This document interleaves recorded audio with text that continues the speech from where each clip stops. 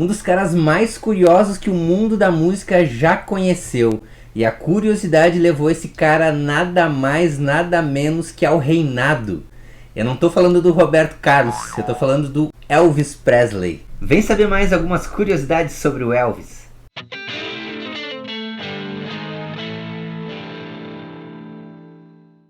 Elvis Presley nasceu em 1935, no dia 8 de janeiro, em Tupelo, no Mississippi, nos Estados Unidos.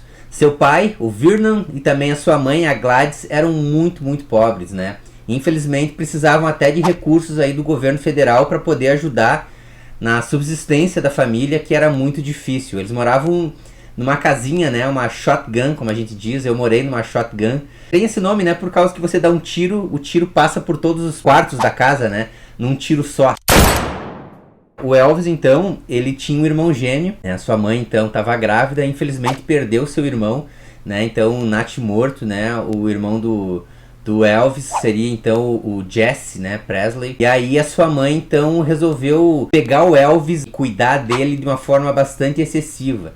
Todos os relatos dizem que ela era muito cuidadosa, não deixava ele fazer muita coisa, andar muito com os amigos, né, fazer algumas brincadeiras e tal, e ela sempre ali controlando, né, que hora que volta, vem pra cá, fica aqui perto, não vai se machucar. É onde? Com quem? Volta que hora? O Elvis sempre foi um cara muito curioso. Ele adorava música. E ele vai encontrar na música, então, uma grande facilidade. A família, então, do Elvis, muito ligada à religião. Então, ele ia muito pra igreja, né? As igrejas, então, evangélicas, né? Como a gente diz.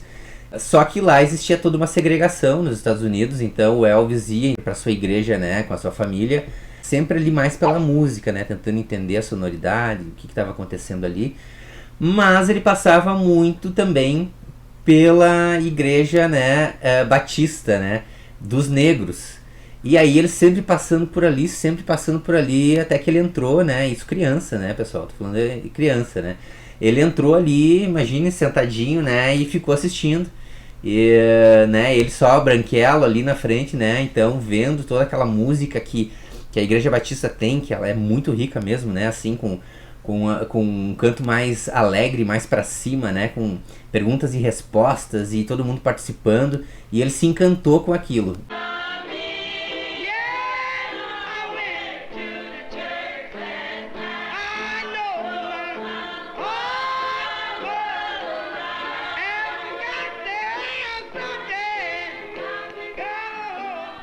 Um outro lance muito interessante da gente entender também é que, como a família era muito pobre, o Elvis não tinha condição de ter um rádio.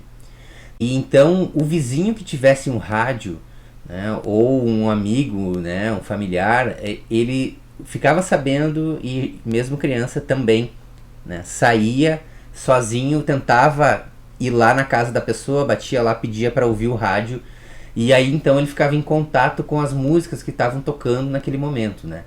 Um momento triste da vida da família Presley é que seu pai, o Vernon, foi preso.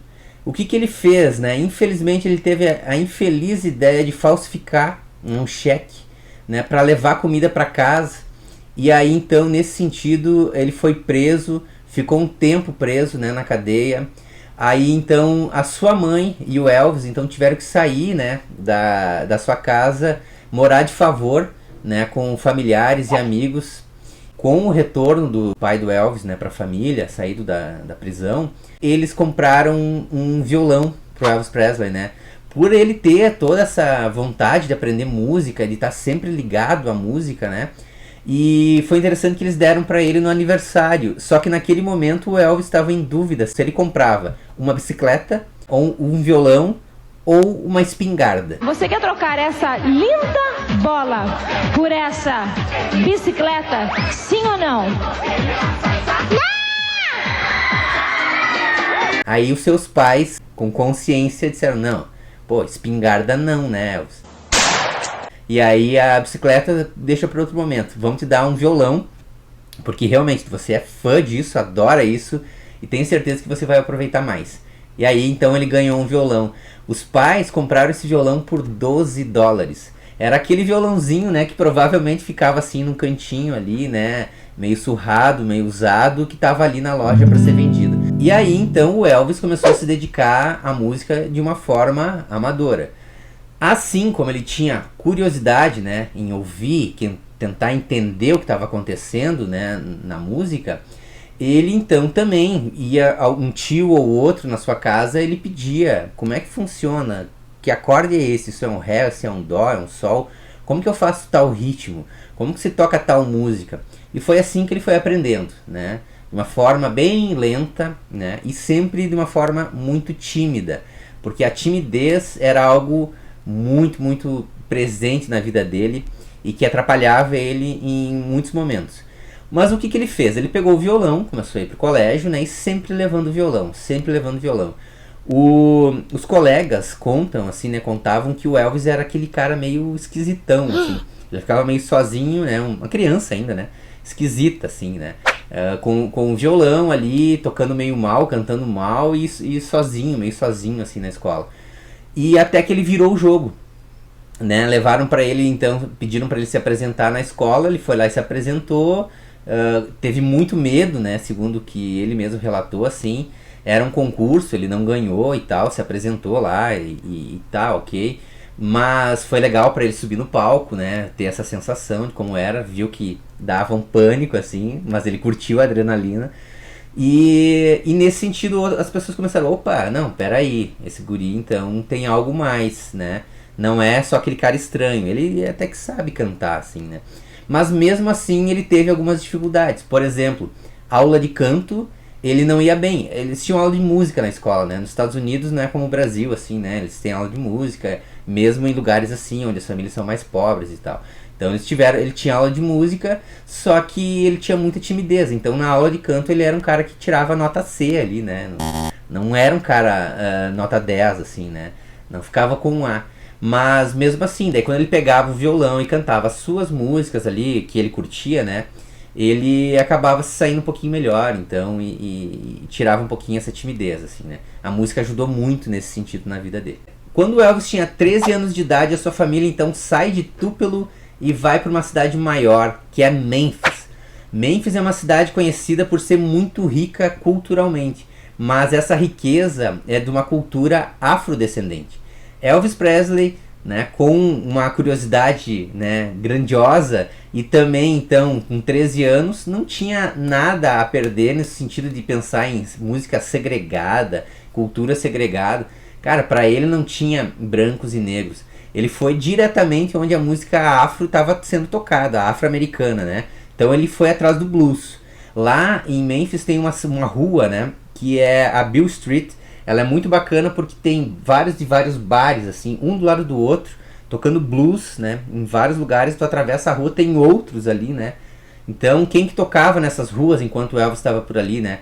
O B.B. King tocando ali, o Howlin' Wolf, um monte de artistas do blues sendo, né, tocando ali direto, fazendo apresentações, e o Elvis ali, né, nesse momento, quando ele já estava na adolescência, então, dizem que aí sim ele começa então a pensar naquela questão visual do cabelo, né? Uma coisa que é interessante, né, o Elvis era loiro, né, poucas pessoas sabem, mas ele começou a pintar então seu cabelo de castanho, de preto, né, assim, mas ele era mais loirinho, e aí então se vestia também com o visual, então com a gola mais alta aqui, todo esse visual já começou então em Memphis ali. E ele nesse momento então começou também ali a partir dos 13, 14, 15 a ter então uma namoradinha aqui, outra ali.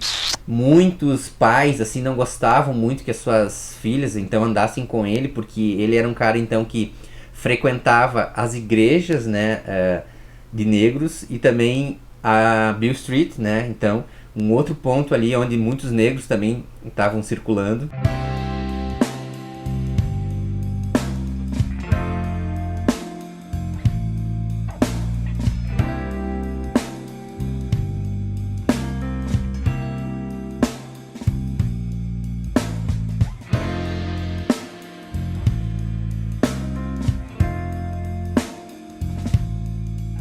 O Elvis teve 2 empregos em Memphis, um deles foi de lanterninha de cinema, que ele ficava então cuidando das pessoas dentro do cinema, e também, claro, aproveitava já para assistir todos os filmes que ele queria, né, já que ele não tinha muitas condições financeiras.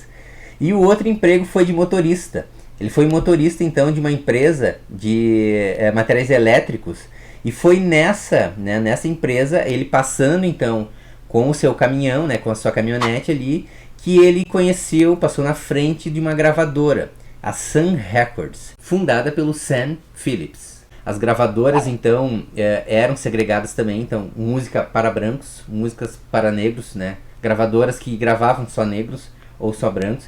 Ele queria então gravar negros lá. Gravou artistas bem importantes, né, nessa gravadora, então na Sun Records. Ela ainda não tinha o reconhecimento que ele queria, era uma gravadora completamente independente, né?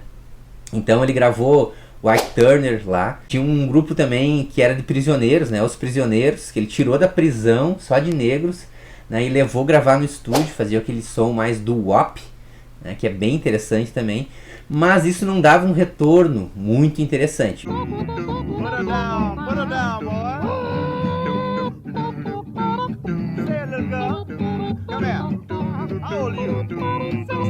Tava rolando algo no ar, assim. Já existia uma música, né, que as pessoas não estavam muito bem, não estavam definindo ainda muito bem o que era.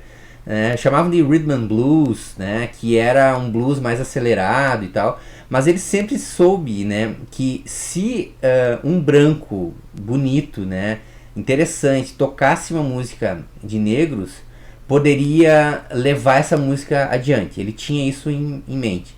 E aí um dia, então, o Elvis, né, passando, né, com a sua caminhonete ali, chega lá e bate na porta, né, e pede para gravar uma música. No primeiro momento eles não acharam nada demais, até porque a gravação que o Elvis quis fazer não tinha uma ambição maior, né, porque a ambição do Elvis era simplesmente se registrar, pegar o seu violão, cantar essa música, gravar essa música e entregar ela de presente para sua mãe, né? Então de novo a ligação com a mãe. Aniversário da mãe, ele chegou lá com um presente, então, né, um disco, tá aqui mãe, sou eu cantando pra você. Era isso que ele queria, né, de fato. E claro que essa versão, então, não é rock and roll, era uma balada, assim, ele cantando sua música, né, pra mãe e tal, fez 2 gravações, 2 músicas diferentes e tal. A mãe, claro, né, se emocionou muito, chorou e tal, ficou muito feliz. E eles anotaram o nome do Elvis ali, né, naquele sentido de, tá, quem sabe um dia a gente possa gravar mais uma vez. A gente tem que entender aqui também, né, pessoal, que gravar um disco naquela época era caro, né? Não é para qualquer um, tu realmente precisava ir para um estúdio de gravação. Então o feito dele, ir lá, bater e gravar e sair de lá com um disco é um investimento muito grande. Não é como hoje que a gente tem acesso a tudo, né? Pode gravar no celular em qualquer lugar. Naquele momento não. Então ele foi lá e gravou. Só que isso é 53, né? Então em 53, né, ele começa a voltar lá no estúdio, ele vai, grava umas coisas, ninguém tá gostando, né, grava mais, as pessoas ali já meio entediadas, assim. Ele chama 2 músicos para acompanhar o Elvis nessa gravação, que é o Scott Moore, guitarrista, e também o Bill Black, baixista, né. Notem que não tem bateria nas primeiras gravações do Elvis, são só os 3 lá no estúdio tocando. E aí o que acontece, chega um momento que eles dizem assim, tá, a gente tá cansado, não dá mais, assim, acho que não vai rolar mais nada. E eles vão lá, tomam um refrigerante e tal. E aí nisso o Elvis começa a brincar com a música, né, que é That's Alright, que já é uma música, já tinha uns 10 anos essa composição. Só que ele tá tocando de uma forma diferente. Ele não toca como a versão original e ele não toca como um branco, né, caipira. Ele toca meio country, meio blues, meio rock and roll, né? Então, de certa forma, foi uma forma bem espontânea. Eles gravam aquilo, dizem, cara, e é isso. Começam a acompanhar, gravam e começam então a pensar, é por aqui.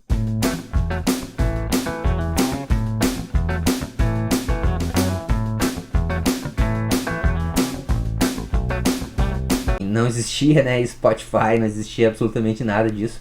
Tu gravava então num vinil, né, menor assim, né, um compacto. E cara, e você tem o que? Gasolina, tem um carro, você pega os seus discos, faz cópias, bota o seu violão, né, no carro, os seus discos, e atravessava o estado, né, e até onde pudessem, assim, atravessando, levando para as rádios, dizendo, eu sou o Elvis Presley, toca minha música aí, se puder tocar e tal. E aí, nesse sentido, algumas pessoas ele bate na porta e eles negam, né? Dizem que aqui não. E em outros momentos, sim, gostam, né? E o Elvis começa a dar entrevista. As primeiras entrevistas do Elvis são bem críticas, porque ele era um cara tímido, então falava sempre meio, né? Sim, não, ok, tá, 3 palavrinhas e, né? E já saía. Mas as pessoas não estavam vendo ele ainda, né?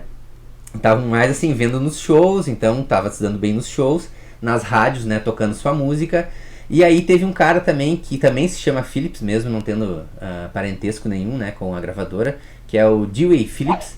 Então ele tinha um programa que ele tocava blues e tocava country no mesmo programa de rádio.